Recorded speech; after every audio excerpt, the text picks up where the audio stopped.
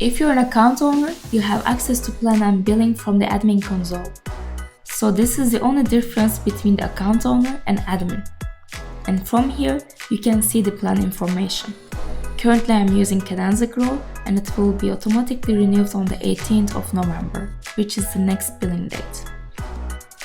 And you also have the option to delete organization. So once you delete your organization, all the information will be gone and it is not possible to bring it back.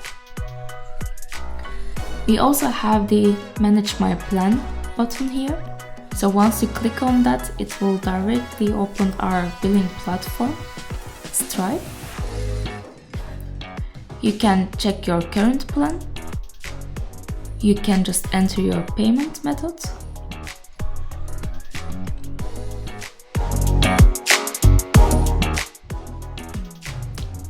And you can edit or add your billing information and have a look at the invoice history.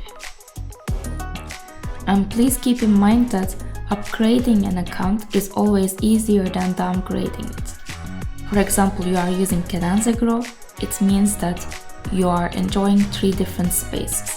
And if you want to downgrade it to Cadenza Start, you need to delete 2 spaces. So please make sure to use the correct subscription model once you start.